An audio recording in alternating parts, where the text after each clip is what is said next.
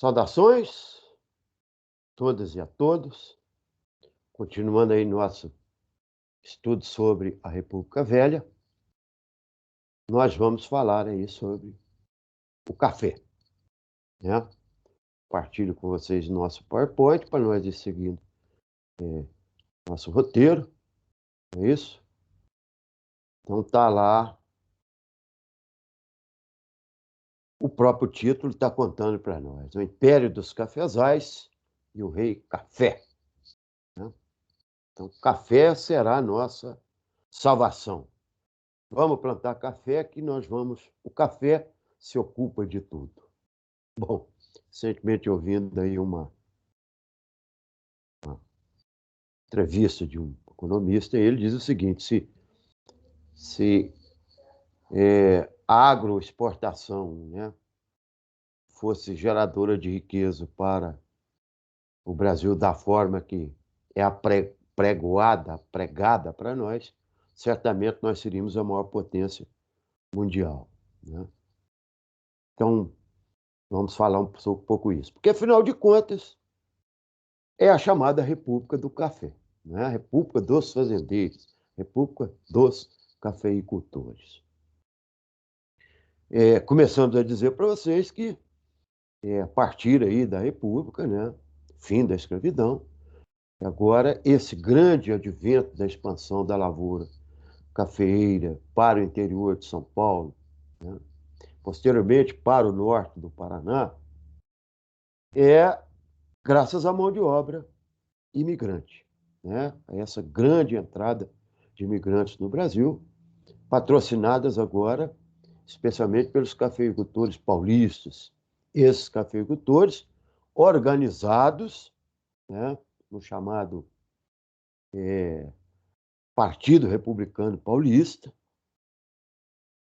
e aí vão se associar ao Partido Republicano Mineiro, né, aos senhores de terras em Minas Gerais, para que juntos esses dois grupos dominassem a política, o cenário político do Brasil, aí nos seus primeiros 40 anos, ou pelo menos nos seus primeiros 30 anos, né? Já que a década de 20 nós vamos falar que houve, embora revezamento entre paulistas e mineiros no poder, mas já há uma contestação clara sobre esse modelo instituído de poder no Brasil, né? Então, falar um pouquinho desse café, então. Bom, essa mão de obra imigrante, você vai encontrar o quê? Para esses imigrantes que vinham para o Brasil, na esperança de constituírem uma nova vida, né? Ganhassem um pedaço de terra, pudessem se ocupar da agricultura, melhorar as suas condições de vida, isso não ocorreu. E não ocorrendo, muitos deles vão abandonar justamente os cafezais, as lavouras, né, as fazendas, e vão engrossar aí as fileiras de operários, né, trabalhadores, nos centros urbanos, especialmente a cidade de São Paulo, né? São Paulo, então, tem uma configuração muito grande, assim, nos deixa bem à vista de como é que esse imigrante chega por lá e vai modificar a vida urbana nesse grande centro, que é a cidade de São Paulo. Então, na maioria das vezes, é um colono empobrecido, né? Porque, primeiro, o acesso da terra proibidíssimo, né, pela Lei de Terra de 1850, dificultado, né, mesmo que, né, se houvesse uma chance para que esse colono tivesse o espaço de terra, é justamente onde aquelas partes das terras haviam se esgotado a produção do café, terras de pior qualidade, e ali eles mantinham o seu pequeno sítio, mas de preferência bem longe dos centros, que ele não uma vida mesmo de sobrevivência, né? E esses colonos aí vão trabalhar de forma ou assalariada, com salários extremamente baixos, né? Ou como poceiros, né, desses pequenos lotes, já de terras esgotadas, ou os chamados volantes, que são trabalhadores que não têm emprego fixo, né? Hoje nós chamamos eles de boias frias, né? Aliás, foi chamado a partir dos anos 70, do século passado. Hoje são esses retirantes, né, que vêm temporariamente trabalhar aí em alguma lavoura, né, que está sendo produtiva naquele momento do ano. Bom, feito isso, nós vamos falar da expansão capitalista da economia cafeeira, né, cara? Ora, a partir aí do final do século XIX, início do século XX, a principal fonte de divisas para o Estado brasileiro era o café, né? Você chega aí no início do século XX, com o café respondendo por 70% de tudo que era exportado no Brasil, né? Então, diretamente, esse café, ele era responsável por entrada de dinheiro no Brasil, porque esse dinheiro da exportação é que o governo permitia que esses cafeicultores, né, adquirissem as mercadorias no exterior e sobre essa importação o governo ali cobrava os seus impostos, né, o que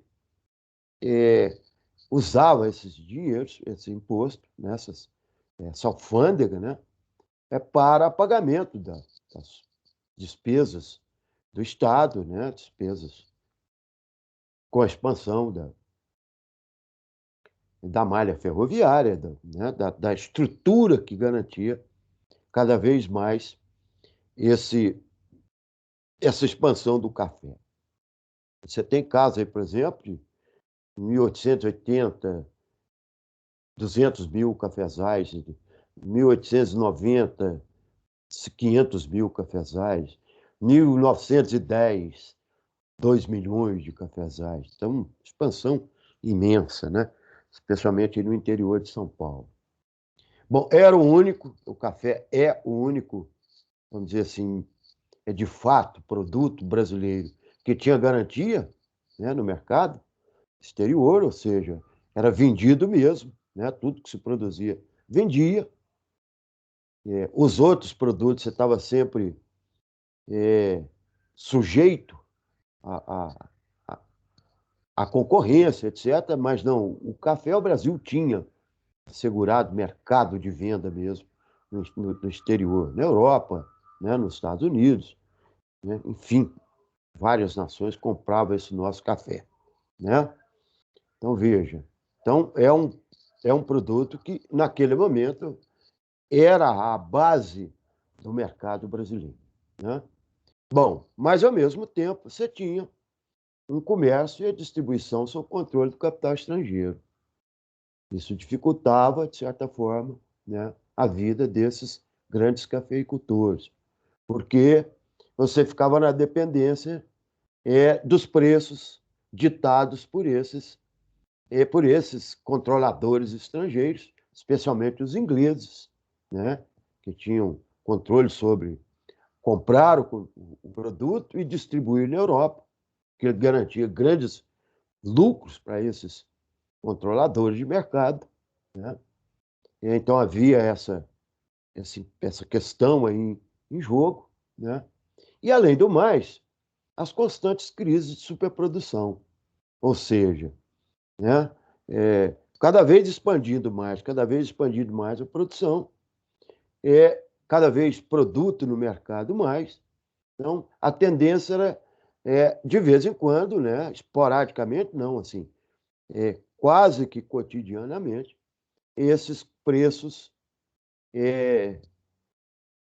depreciassem, caísse, né, o preço da cotação do café, o que agravava, o que acarretava sérias crises dentro dessa questão da produção ou da não produção do café. Então, se ao mesmo tempo nós tínhamos a garantia de mercado de venda no exterior, né, e a dependência da venda desse produto como geradora de renda para o Estado brasileiro, ao mesmo tempo você tinha essa questão das crises de superprodução, né? Muito produto no mercado e muita oferta e pouca procura, né? Tinha procura, mas a oferta era muito maior. Então, com isso, o governo brasileiro vai, a partir, né, essa dos paulistas, criaram as chamadas políticas de proteção. O que é que significa isso? O próprio governo Prudente de Moraes, que assume o Brasil com condições econômicas extremamente difíceis, dívidas, inflação, etc., herdados aí dos primeiros dois, perdão, dos primeiros dois governos militares, o governo de Prudente de Moraes vai lançar uma política chamada política anti-inflacionária. O que significa isso? Você reduz crédito, deprecia a moeda, né, desvaloriza a moeda em relação à libra, que é a libra esterlina, né, a moeda forte à época, né, a libra inglesa,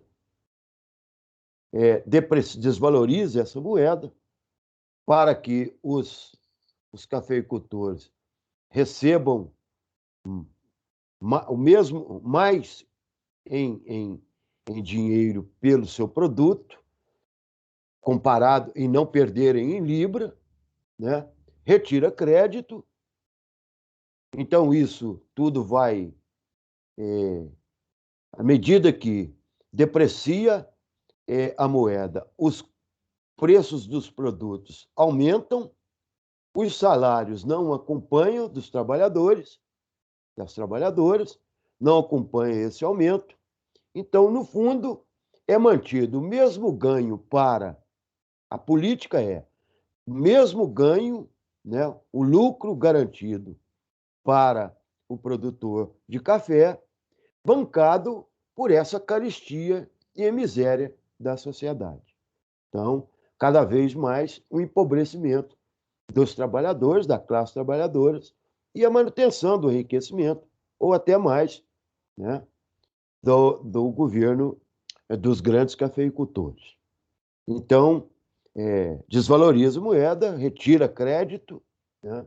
Então diminui os investimentos do Estado, mas o Estado passa a garantir, através dessa desvalorização, o preço do café em libra. O que quem vai pagar? Quem vai pagar isso são os trabalhadores, né? A população em geral, os consumidores. Ora, por exemplo, Campos Salles, em 1898, negocia o chamado Funding Loan, porque, mesmo desvalorizando a moeda, isso dificultava o acesso a novos empréstimos no exterior para a expansão da lavoura e a expansão da estrutura do entorno da lavoura, como exemplo, a ampliação dos transportes, né, das estradas de ferro, as casas de crédito, etc., a exportação, né? Então, o armazenamento. Então, os investidores estrangeiros ficavam, de certa forma, né, atentos a essa desvalorização desenfreada da moeda, porque temiam no futuro que esses proprietários cafeicultores não tivessem condições de pagar os seus empréstimos. Então, em 1898, o governo já de Campos Salles, o segundo presidente civil do Brasil, eleito, né, também pelo Partido Republicano Paulista, né, cafeicultor, né, ele elabora um plano, um plano chamado de Funding Loan, que é um plano que você negociou, o governo brasileiro negociou com o Barão de Rothschild, a casa de Rothschild na Inglaterra, né, um riquíssimo banqueiro inglês, empréstimos que ele pagou todas as dívidas os outros credores e passou a dever a apenas um credor, os Rothschilds. E qual a garantia que ele dava disso para poder pagar? É que em 13 anos começaria a ser paga essa dívida e o governo, os Rothschilds, teriam como garantia de pagamento toda a entrada da alfândega brasileira. Então, lá na fonte, eles já tinham a garantia de pagamento, né, do capital e os juros a serem amortizados posteriormente. Ou seja, então, você arrolou a dívida para o futuro, né? Um outro presidente que entrasse, um outro governo, pagaria a conta para a estabilização da economia naquele momento. De certa forma, o governo vai conseguir respirar um pouco mais, né? Mas mesmo assim, as crises de superprodução e o tempo inteiro, né, esses cafeicultores garantindo que os seus lucros, né, não diminuíssem, mesmo às custas da falta de investimento do Estado em outras áreas, as áreas mais sociais, né? Então, isso fez com que, em todo momento, né, eles buscassem a proteção. O auge dessa proteção da política do café no Brasil é o Convênio de Taubaté de 1906, assinado pelo presidente Rodrigues Alves, né? Mesmo contra a sua vontade, ele teve que assinar esse convênio, porque na cidade de Taubaté, o governo de São Paulo, de Minas e do Rio de Janeiro impõe sobre o governo federal, né, o convênio de Taubaté, que significa o quê? O governo compra os estoques excedentes de café, né, em dinheiro, em libra, portanto, então, mantém os preços, né, com lucros estáveis, né, estáveis com lucro, não é isso? O governo compra, estoca e quando, em momentos que a produção diminui, ele coloca esse produto no mercado. Quando não, o descarta, né? Mas mantendo sempre o ganho dos cafeicultores. O que significa isso? Na visão, por exemplo, do economista e historiador Celso Furtado, nada mais é do que a chamada socialização dos prejuízos. Isso significa o quê? Quando o café dá lucro, o cafeicultor ganha. Quando o café dá prejuízo, o cafeicultor ganha e o povo paga. Paga esse prejuízo do café. Como é que o povo paga? Na falta de investimentos nas políticas sociais, de educação, de saúde, de transporte, né, e etc. Né? Então, Convênio de Taubaté está aí. Criada também a partir daí a Comissão do Café do Estado de São Paulo. Para vocês terem uma ideia, é uma comissão que trabalha com as políticas de café no Brasil, mas ela era formada por um membro dos cafeicultores e 3 membros das casas de créditos estrangeiras. Portanto, o nosso café, né, a, a proteção é do Estado brasileiro, mas a garantia da renda e do ganho maior está na mão do capital dos investidores estrangeiros, né? Então, essa é o que nós temos a falar com vocês. Até uma próxima vez. Um abraço a todas e a todos.